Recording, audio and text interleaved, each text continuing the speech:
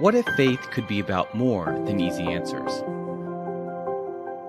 What if there was a place where you could ask your hardest questions and dig deep into scripture and theology? What if you could learn from leading scholars and practitioners and engage issues that matter most to your community? What if you could have meaningful conversations about faith and consider new perspectives, all without going back to school? The Candler Foundry. Making theological education accessible for everyone. As we come together to learn, grow, explore, belong.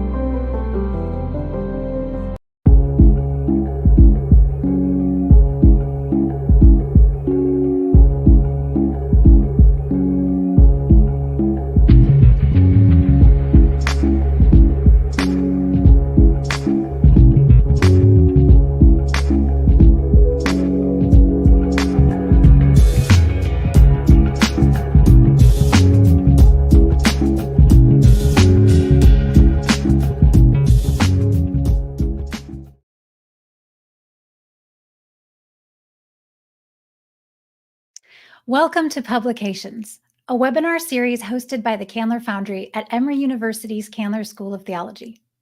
The Candler Foundry is designed to bring opportunities for rich theological learning beyond the walls of the seminary, making them accessible and engaging for everyone.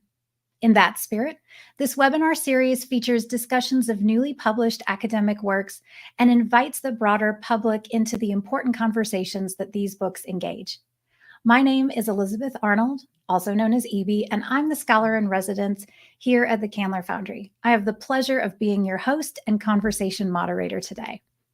Today, we're discussing Danielle Tumimio Hansen's book, Trauma-Informed Spiritual Care, Interventions for Safety, Meaning-Making, Reconnection, and Justice. This book offers spiritual caregivers straightforward goals and strategies for those seeking care in the wake of various traumas. We'll first hear from Dr. Hansen, a bit about the book in general, and then we'll have a roundtable conversation with our three other guests. Not necessarily formal academic responses, more like being in the living room with the author and her three distinguished friends. At any point, you, the audience, can put through questions or comments using the chat feature. Our team will collect and curate these questions, and then we'll ask them to the panel as they relate to the conversation. Danielle Tumimio Hansen is Associate Professor of Practical Theology and Spiritual Care at Candler School of Theology. Ordained as an Episcopal priest, she has experience not only in the study of ministry, but the practice. Danielle, welcome, and thank you for being here today and for writing this much-needed book. Could you give us a window into why and how you wrote it, and your hopes for what this book will accomplish? Thank you so much for having me. It's such a delight to be with you. So, the easiest reason to explain why I wrote the book is that my students needed a book like this. I teach students pastoral care skills pretty regularly. It's my area of expertise. I also teach students who are going to be chaplains in a variety of interfaith and multi-faith contexts, and they regularly ask about resources to help individuals who've experienced traumatic events. And the reality is that those resources were out there in various ways. But what I was finding was that I would have to cobble together a chapter here, a chapter there, or chapters from psychiatrists and psychologists like Judith Herman, and then have students make the leap from those secular resources to how they could be applied in spiritual care conversations. And so both the pervasiveness of trauma in our culture and the need for a specific resource for students who are interested in spiritual care made a book like this timely and important. I wanted my students to be able to have those resources all in one place and easily accessible and written in a way that was tailored for them and for the kinds of scenarios they might encounter in their work. So that's why I wrote the book. It broadly uses Judith Herman's understanding of trauma and her stages of recovery, which are safety, meaning making, which she also calls remembrance and mourning, and reconnection to frame the kinds of help that spiritual care providers can offer. And then it concludes with a discussion of restorative justice. Because for so many individuals who experience trauma, there is a desire for some kind of restitution, some kind of justice to occur. And my proposal is that one of the things spiritual care providers can offer um,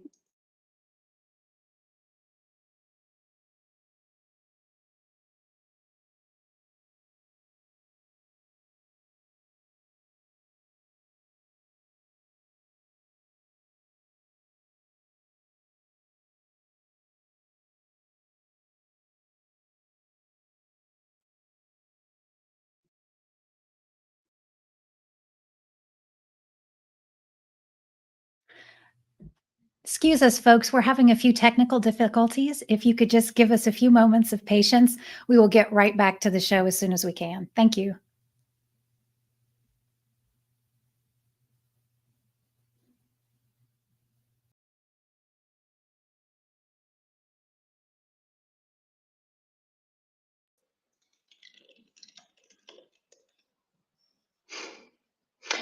Sorry, Firefox crashed on me, so I hope that you can all see me now. To summarize, one of the resources that I felt that faith-based leaders can offer, spiritual care providers can offer, is justice through restorative justice, and that those are skills that are important for a spiritual care provider to have, and skills that they can use that have a natural overlap with some of the skills that a spiritual care provider would use in other contexts. Wonderful. Well, thank you so much. And Danielle, I have to say that I have learned so much reading this book. And I know that it sounds bad, but there are so many instances where we can use this. Like you say in your book, trauma is not rare. Mm-hmm. It's actually far more common than we think. And so I find this to be a really wonderful resource for everyone, not just people who consider themselves, formal spiritual caregivers, but anyone who just wants to care more about people. So thank you for writing it. Thank you for writing it in this way. Yeah, of course.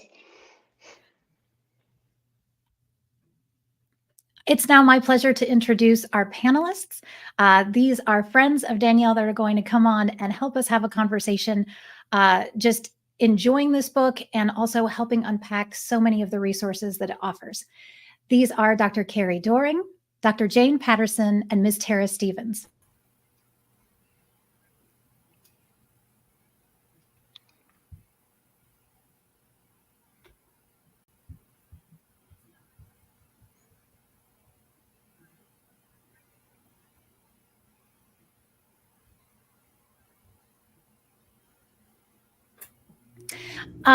Dr. Doring, or Carrie, you are actually one of the experts that are quoted in this book.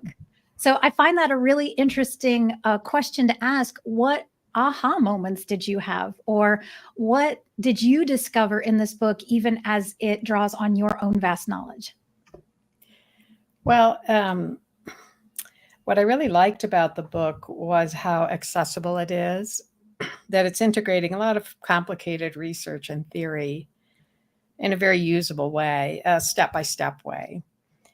And so many of folks who go into caregiving professions like chaplaincy and spiritual care, often their vocational call is shaped out of a trauma experience that transforms them. And the psychological research on spiritual and moral struggles demonstrates that overwhelming events always give rise to transitory spiritual and moral struggles. And if we don't have a way to take care of ourselves, especially our bodies, and to find trusted others with whom to share the experience, it's going to have some pretty life-limiting consequences like trauma, moral injury, isolation, and chronic spiritual struggles. So I think especially for those going into caregiving professions whose calling is shaped by a formative or transformative event, This book, first of all, just helps them make sense of their own experience. And I was very moved by what Greg Ellison, your colleague, Danielle, wrote, that when he read the book, he took a few minutes first to remember traumatic last moments of his father's death. And I think that's what many readers do, whether they realize it or not. They're bringing their own life experience into conversation with the book. And there's a very, very compassionate tone, a sense of entering a community of people who are trying to share their struggles. I often think of how when we find those communities, those trusted others, it's like being held in this web of care. And trauma shreds the web. It feels like we fall through into some sort of other world. But this book, just even reading it and sensing Danielle's compassion and wisdom, knits people back into that web. And then they re-engage these formative experiences, which we do throughout our whole lives. And then it helps them really draw actively on these experiences as they become educated in their vocation, as they enter clinical training, as they care for others. So it's a very accessible book. It's a compassionate book. It calls forth in a loving way people's own experiences and then holds them.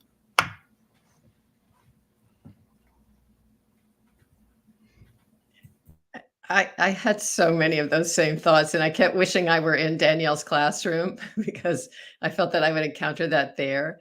And I was really interested then about your own calling as a writer. And I was interested in how you made all of these decisions, because this book really does bring together that, as you said, a step-by-step process. Like there are all these handholds for the beginning learner. And at the same time, you're weaving into that a lot narratives from a lot of different sources, other people's stories, your stories, fiction, like all of this narrative part. I mean, the number of things you have going it's complicated and yet so clear.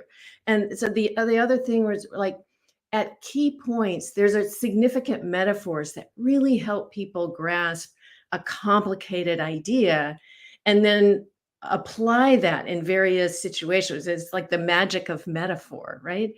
And I wondered, and then what did I wrote myself some notes. Yeah, there's teacherly parts, and there are all these things going on. Like, how did you manage that? May I ask Danielle a question, not just respond by Yeah, myself? absolutely. I'm really curious about how you thought about, like, how concretely you thought of that, or was it intuitive, or what?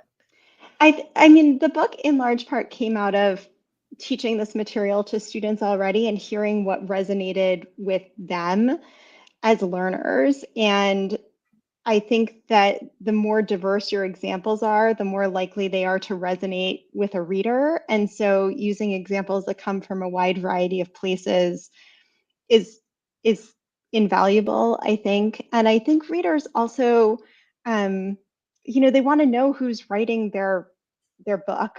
And I think we see more and more authenticity on the part of scholars who are writing to sort of claim their space and identity within the confines of the work, in part because that's just good scholarship. Because if you're not self-aware enough about who you are and the narratives and the biases and the embedded beliefs, to use Carrie Doring's term, that that structure how you see the world, then you're doing a disservice to the reader because they're not able to see what's informed your point of view. So there are a variety of reasons why I did that, but largely it was from being in the classroom and seeing from my own notes, oh, this resonated. This way of describing things helped students understand a concept versus this kind of fell flat. So the students were a bit of the guinea pig for the class and for the book. And I actually taught a draft of the book to students in a summer course, so they were able to give some feedback also. Well, and here's where Tara, you offer so much valuable insight. Tara is one of our second year MDivs here at Candler School of Theology. How did you respond to the book as a student? I first sort of met Dr. Hansen in a more friendly and less academic setting.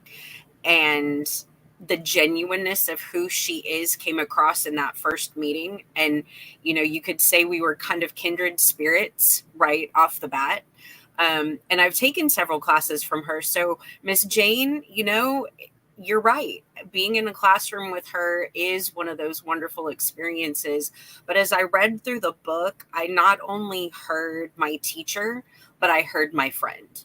And I heard the person that I can call when I'm having a struggle in care settings where I'm not sure what the right path to take is, or, how best to navigate a difficult, tender situation. Mm-hmm. And the heart of who she is really comes across in her writing.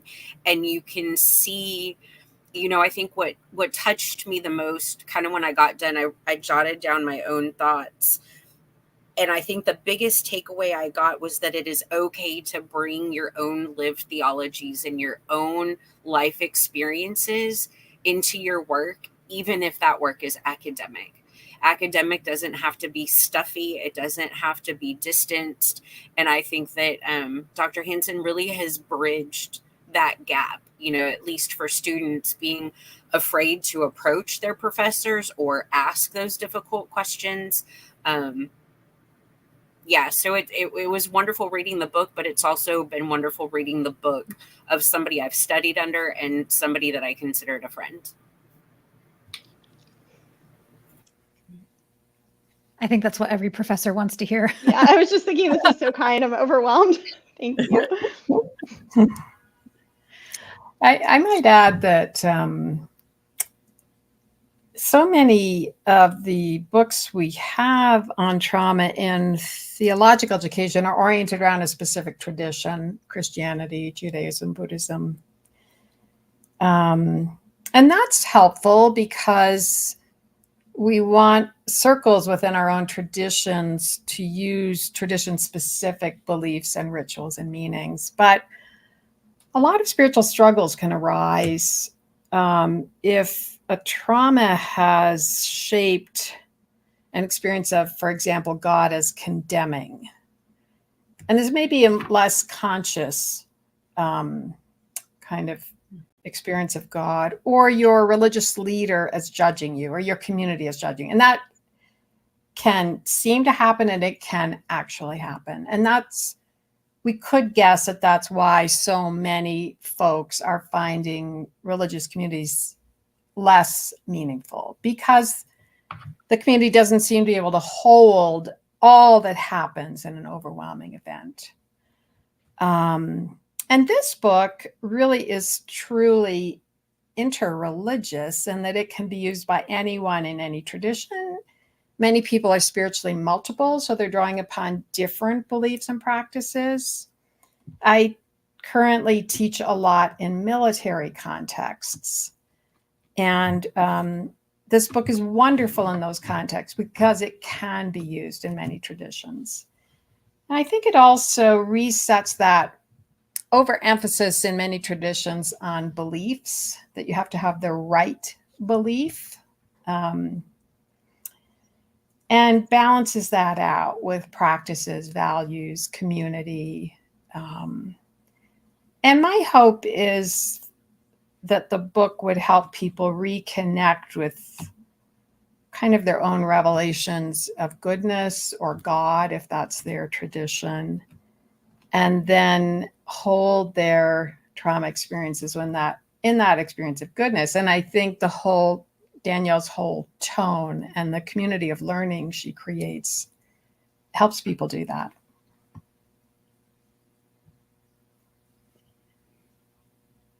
I've been Dr. thinking, Doering, I like your segue into belief systems. Mm-hmm. And I really think that that's so important. And, one of the things I believe Dr. Hansen did very well is illustrating where wrong belief systems occur.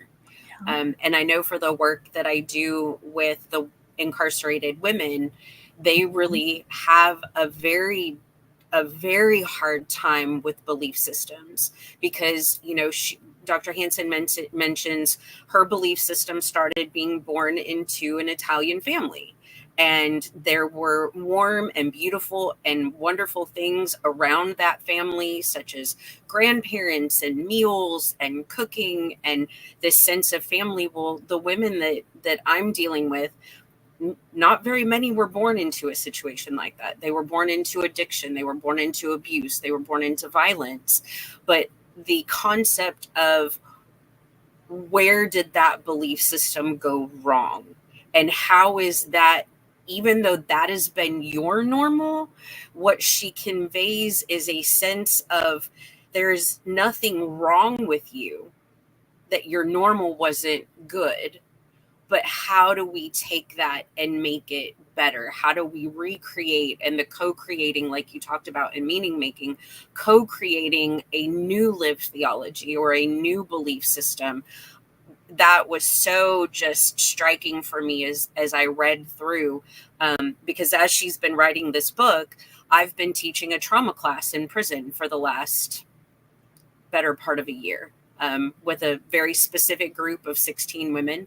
And her writing has really been a central teaching point for me to bring to those incarcerated women. So that belief system is so important. Dr. Patterson, did you have something you wanted to say? Well, this goes in a different direction. If Danielle has anything to say about belief systems, I'll leave it. No, I mean, a lot of that co-creating, the listening, assessing, co-creating work comes straight from Carrie. And so, I owe her a debt of gratitude for producing that for us so that it can be used in this context. So, I mean, I think, I don't want to speak for her, but it's lovely for me to hear, Tara, that you can, that there's a space that you already see where it's needed and can be used. And I think that's, my greatest hope as an academic is that you're not just sitting there in your little office by yourself with your computer writing words that don't matter. And so to see that they can matter and that they do matter is just really important. But Jean, go ahead. Okay, well, I was going to turn to Danielle and I are working on a project on vocation. I've been working on vocation for a long time, and I was really interested in the many times that you bring up the complexity of narrative. And narrative is so core to people's ability to sense that they have a calling to do something, whether they even have any God image, like people use calling language. And so you talk about the difficulty initially of having any language at all. Like language may have been completely removed from the person. And then you talk about, beginning to have a narrative, but also the fact that going back through the story isn't always good. Like it, all of these things are so complex. I just wondered if you might tease some of that out a little bit, because I found that really fascinating. And it really helps us see how basic how trauma affects the most basic level of the person to affect your sense of your own story. So, yeah. So one of the people who writes on trauma, the first person who was really formative for me was someone outside of my area of expertise, a philosopher named Susan Bryson, and she writes about the idea that trauma makes us realize that the self is constructed, meaning there isn't kind of an unchangeable essence to who we are, that we might not be the same self over the lifespan, and that we don't make that self by ourselves, that self is kind of made in community. And so who's in your community really matters. So when we think about trauma, especially human to human inflicted trauma, the exposure to the person who enacted the harm, Susan Bryson says, can really kind of undo your sense of self. And what healing looks like in part involves, a community of people who help remake the self in a new way. And so, she says something like, I'm not the person I was before the trauma. I had to leave her in a ditch in order to survive.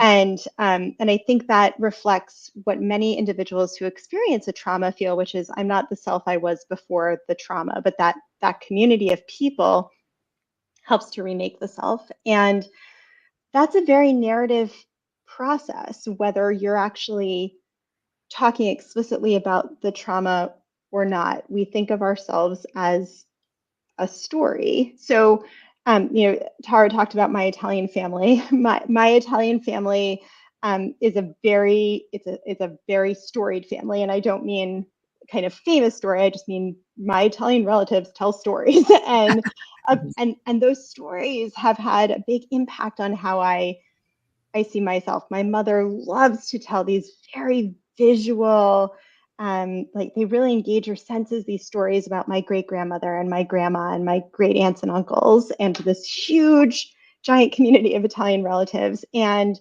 that has always, especially as a child, situated me into this identity of who I was, where I came from, and the story I told about myself.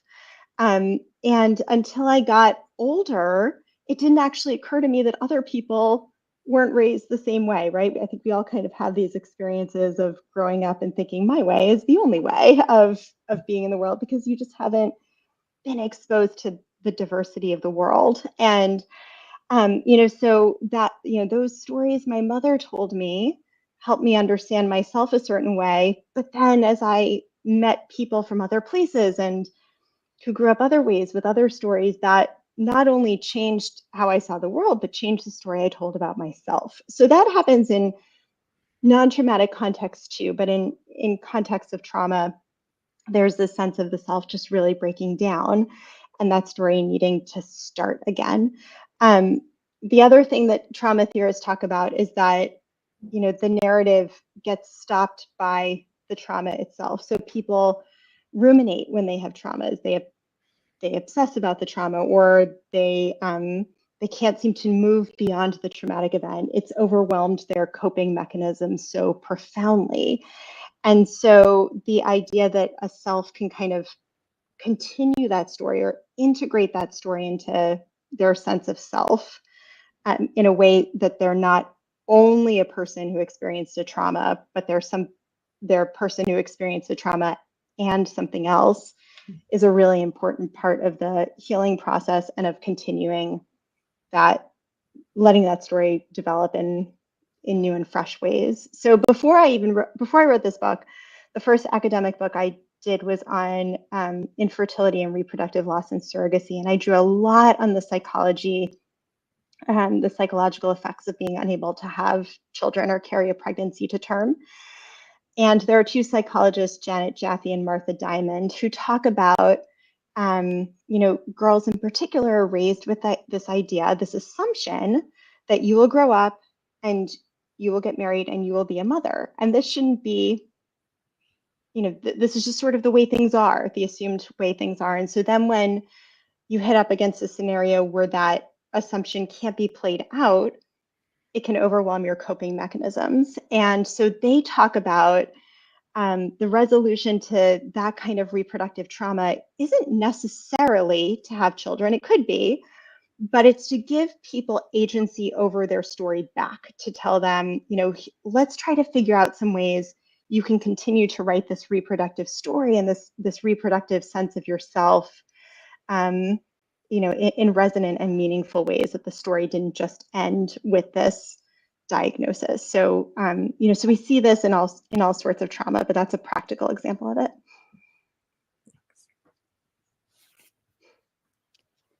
Going back to Tara's connection with working with incarcerated populations and being able to use this book and use these ideas, we have someone in the audience who asked this question.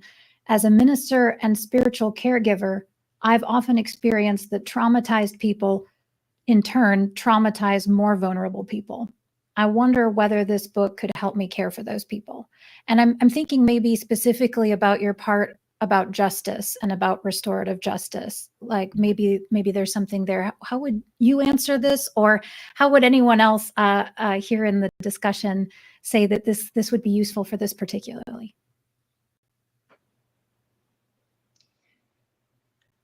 I guess the first thing that comes to mind is that it's not that the traumatized person necessarily hurts the more vulnerable person, but that the traumatized person who hasn't had a chance to do their own healing work runs a greater danger of doing that. And so, that's why it's really important that we have resources, not just for spiritual care providers, but that, the therapy is easily accessible, and that, physical health resources are easily accessible. And my hope is that the book would provide at least some resources for the spiritual care piece. I think the book invites people into an ongoing reflective process where they can learn from their trauma, particularly, the wisdom of the body and its trauma reactions, and then always having trusted others with whom to talk through trauma. I'll give an example. It may be hard to hear, but 5 years ago, the younger of my two sons ended his life after many years of psychological struggles. And the story of my relationship with him and my grief is ongoing. It unfolds, and many things will trigger it. And I was worshiping at a church I love that I visit when I'm in the city. And they dedicated the worship service to a member of the choir who had died tragically. And then they sang a piece of his music, which made me surmise he had experienced pretty profound spiritual struggles. And then there was this moment of disjuncture between the singing of this absolutely extraordinary piece of music he wrote and the sermon that one of the priests gave, and it was profoundly jarring. But then I realized as I went through this whole process of reflection that I was overlaying my experience of what I wanted and needed onto the family that was there. And I have this image that my own experience of grieving my son's death is a very unique, fingerprint, right? And I was putting my fingerprints on their unique experience. But then it led me to work with the choir director at my church about whether we should start a practice of dedicating an evensong service. We do regular evensong to a memory of someone we've loved. That's what this family had done. So it's this very multi-layered process of, first of all, realizing this jarring moment where all my grief as a mother erupted made me overlay my story on the family, which I never met. They were there somewhere. I didn't know who they were. But then led me to think I've sort of brought my struggle back to my own community of faith and realized the tremendous potential of offering something like an evensong service in the Episcopal tradition to a loved one in a way that would help them remember, within a trusted community. So, we're always in this process of reworking the story, because that, to me, in my belief system, that's the revelation of a God in process with us, right? But it requires a lot of self-reflection. It requires trusted others. It requires holding these intense feelings when they erupt and honoring the body that remembers. And this book allows people to be part of a multi-layered relational complex process. I think so too. And I think one of the, the image that you end with in the book of the point in time, the little dot of the traumatic experience, and then the circle, the way in which you'll keep coming back but doing the work at a deeper level. I thought there were lots of places in which you flag things that might be issues for someone who thinks, yeah, I've had this terrible experience, but out of that, I could minister to others. Just little guardrails that say, yes, and you may keep processing this, and here are ways that you could do that. I mean, I think you handled that really well. Like, you have sort of multiple audiences in a way, because the person might be a student, but they might also be a person who has experienced trauma. And so I thought you did a nice job of saying these are checkpoints on yourself as the caregiver. Oh, thank you. We have another question in the chat, and a lot of the things that we've been talking about sort of emphasize like ongoing relationships and doing really deep work. But what if for someone such as John Cook says his context is a hospital chaplain working in an emergency room? How can he bring things like the reconnection and justice to situations that may not like actually be ongoing? And what suggestions would this book offer in that sense? I love this question. I get it. I talk about this with students every term because I teach an intro to chaplaincy class, and there are always several students who are interested in hospital chaplaincy in that class. And if they're not interested in hospital chaplaincy, other forms of chaplaincy where they may have very short-term relationships with people, like one meeting, maybe two or three. So I think that assessment tools are really valuable here, whether they're formal or informal. And as an ACPE educator, I know you have access to those. My emphasis when I talk to students is that safety is so important. It's the most important thing that a person needs to do that healing work. And in a short term, emergency room context, you don't have the opportunity to create kind of long-term or ongoing safety. But I think assessing for safety, physical, psychological, and spiritual safety, is a really, really important thing that you can do, and can make some profound changes in a person's immediate future along those lines.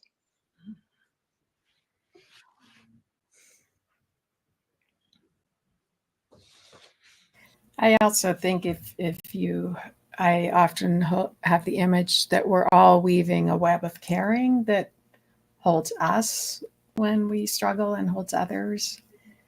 And we might be just one little strand in that web of healing. I also think that we have to embody that compassionate, empathic presence and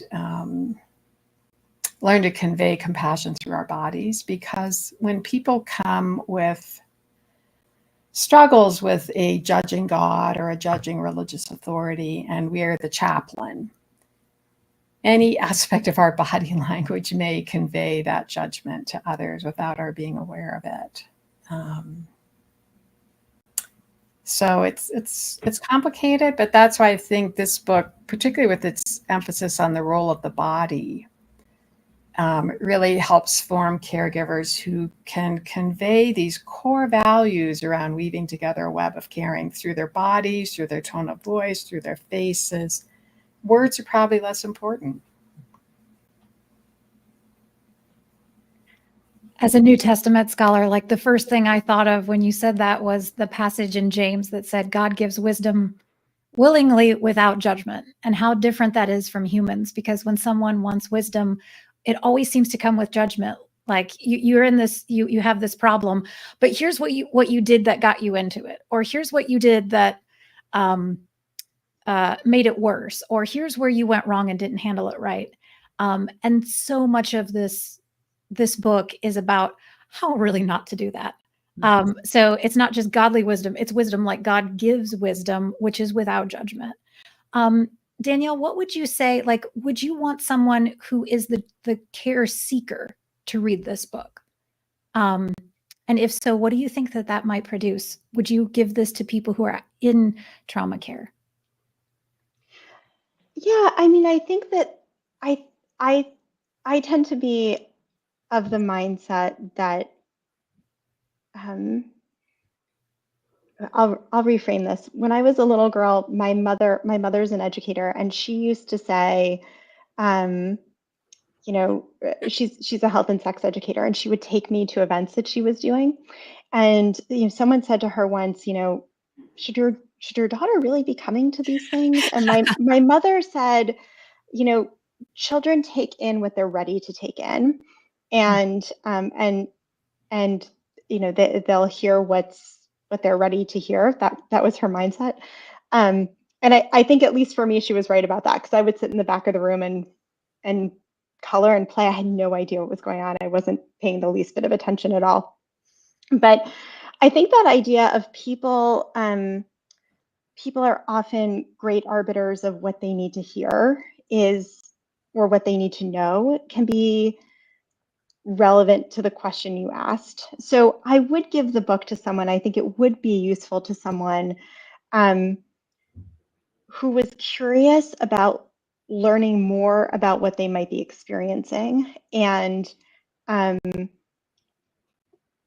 just wanting to understand better how trauma has a spiritual dimension, how it might be affecting them, and what some things they can do to help themselves are. Because some of the things in the book around the body, especially mindfulness practices, spiritual grounding practices, those are things people can do on their own. So there are resources that would be useful for a care seeker. And I wouldn't want to force someone to read it if they weren't ready for that. I'm still back on the question from the chaplain. This is what happens to my brain. Sorry, it's still in there.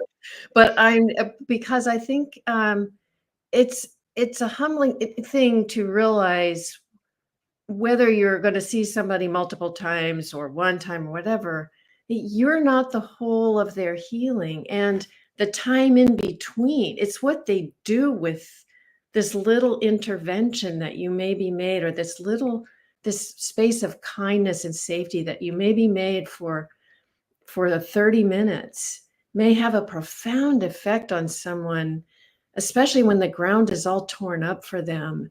And then this thing that they maybe don't even understand, it landed there, and they need to keep teasing it out. I think we all have to be humble about the effects of what we do, and not think that because we see someone maybe once a week for a long period of time, that we're not the sum total. Miss Jane, I think that's so important. And I know from my own personal belief system and the spirituality that I follow, the results are not mine. Those lie only in the hands of God. And I can only do what he has called me to do and be obedient, like we talked about calling and vocational discernment a little bit ago. But I have to remember that, just like, the hospital chaplain might only see somebody once. The unit that I do a lot of my work at is a hospital unit. And there might be women that are pregnant that have their babies that I see once, and then they go somewhere else, or they're there for a cancer treatment and then they go somewhere else. But then there are those who have more chronic conditions, or they might be trustees, so they're healthy and they're just working at this prison unit. So there is that somewhat transient feeling there. And then on the backside of that, to your question about would you give this to your students, the state of Texas has instituted a new policy where they use inmate offenders as what they call a no one dies alone coach. So to facilitate the hospice process and the dying, no offender should be dying alone, even if you're there for some terrible crime. And so now they are training inmate offenders for this ability to sit with somebody as they're dying and provide that spiritual care.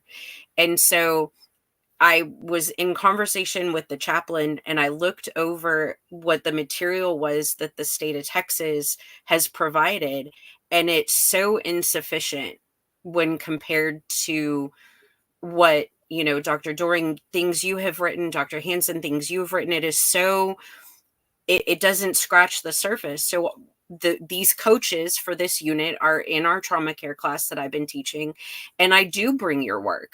I may not be able to bring whole books, but I do feel it's not just important for their own healing, but if you haven't walked through healing, how can you teach others those tools? And I think that that's critically important, especially now as the state of Texas is relying on offenders to do some of that more spiritual work with one another, because the chaplains are just overwhelmed. There's not enough time in the day. So I do think it's important that students and teachers alike not only have access to the material, but understand the material.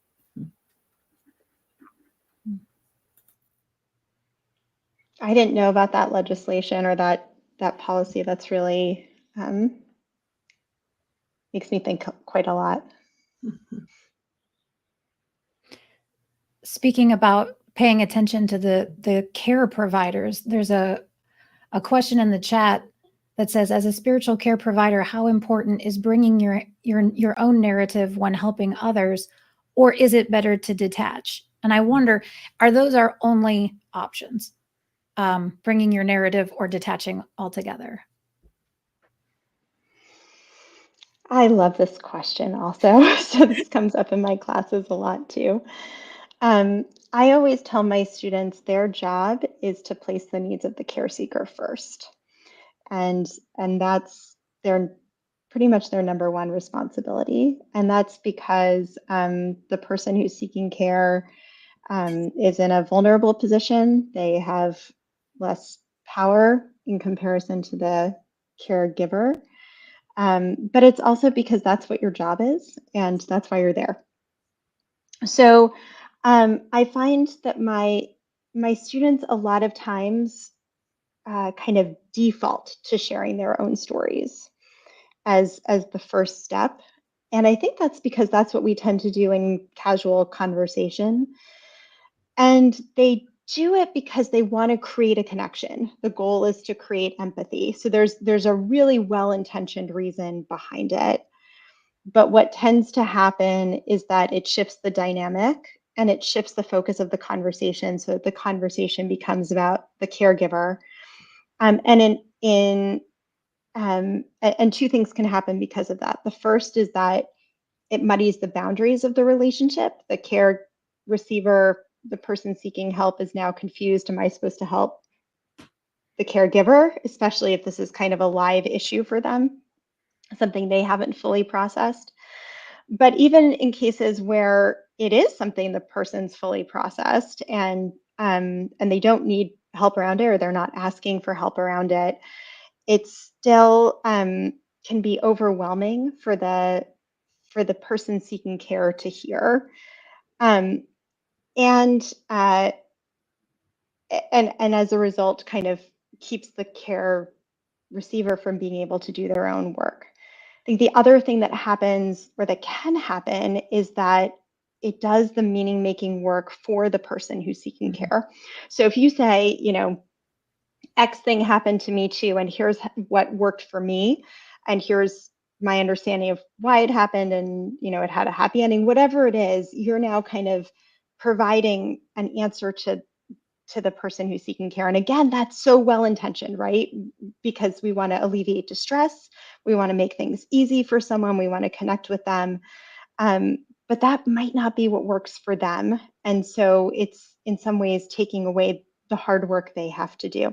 Having said all of that, I think there are times when creating that point of connection through a personal story can be really helpful for someone, especially in a case of of stigma, or when the person is asking for a reason that benefits their care. But it wouldn't be my first suggestion for students to do. And I think there needs to be a fair amount of assessment of what purpose sharing that story serves. Others might want to add to this. Yeah, I always I have folks think about body practices they can use to hold their trauma self that gets evoked in a conversation, or their anxieties or their judgment or whatever. Like even just a sigh or, a deep exhale. I sometimes think of my trauma self as alongside my caregiving self. Mm. And so I'm holding myself while I'm holding the other.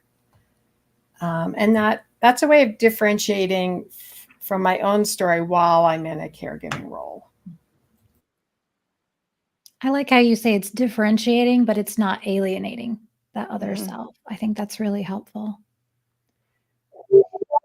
Danielle, when you talked about issues of stigma, another one of the questions that we have is, Susan writes, it's been helpful to see the connection between behaviors that in a hospital context can get labeled as non-compliance. Can you offer some thoughts about the ways trauma survivors get labeled and alternatives for caregivers? Yeah. I can't remember if I wrote about this in this book or the book I had come out a few months ago, so I apologize if it's not in this book. But one of the really jarring pieces of psychological literature I came across was that mental health providers in working with young Black women, young teenagers, were more likely to label those individuals as having oppositional defiant disorder or conduct disorder Mhm. than PTSD, even when they met the criteria for PTSD. Yep. And that this kind of bias, it affected the care they were given, but it also affected how they might be seen by their teachers and other people in their caregiving systems, right? So, you know, stigmas around something like conduct disorder or oppositional defiant disorder, the stigmas we have about them, the biases we have about them, we tend to think, oh, this is a deficit in a person's character, Mhm. which is not helpful for their healing. But that way of seeing it as a character flaw is not how we tend to see someone with PTSD. We tend to see that more as, oh, here's psychological distress that came out of an event, right? It's not something to do with their personality. So we see that bias embedded even in how individuals are diagnosed. And then, besides that, the care those young women receive might not be the right kind of care. The modality might not be correct. The resources given to them might not be correct. So that's the first thing that comes to mind in answer to the question.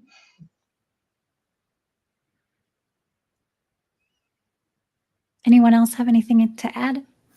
Well, there was a fascinating study I read this week about how they surveyed all the hospitals in Colorado to see how many were the result of mergers with religious organizations, and then whether people could have access to medical aid in dying, pregnancy, certain kinds of pregnancy care, and certain kinds of gender care.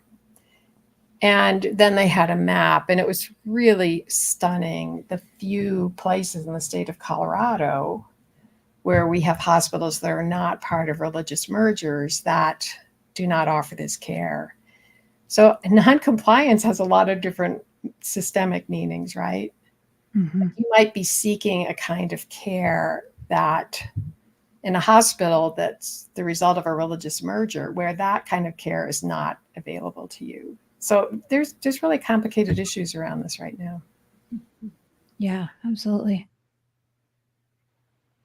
Danielle, I was also thinking about like the rape survivor in your book where she was supposed to sign these papers and get processed through the hospital and just had like, no, and people might actually say things like, well, you're not being helpful. You're not, on board with your own treatment plan or care plan. But this really goes back to that cycle that you demonstrate, that there isn't really a linear way through trauma or process. So what are some, I guess, what's a way that a spiritual caregiver can assess which stage we're in now?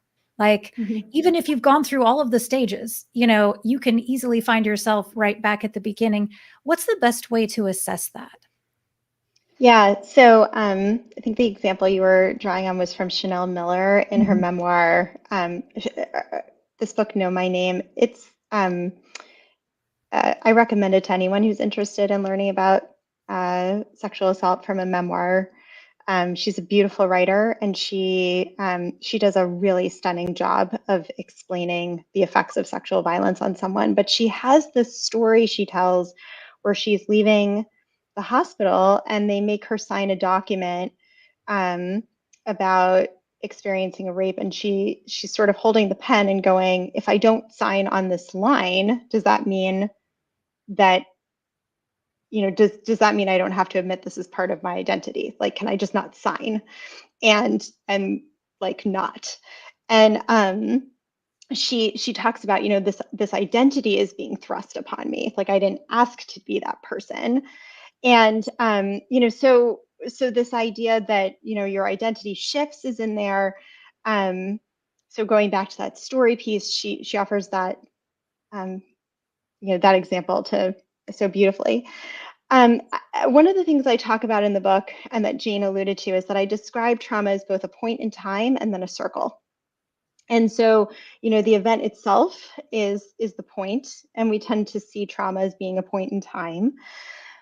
But for many people who experience a trauma, they experience it as a circle. And so there's the initial event, and then the experience of the healing journey, and then something that re-triggers the event in some way. And so I think one thing a spiritual care provider can do is not just help someone through these 3 stages of healing that I talk about: safety, meaning, and reconnection, but to say in fairness, you'll probably have to go through those stages again. And so then they're not surprised. That's one benefit. But also, a spiritual care provider can walk through what were helpful coping mechanisms for these stages before, and what can you return to when you are triggered again that was helpful before, that so that you're not coming to that experience of being re-triggered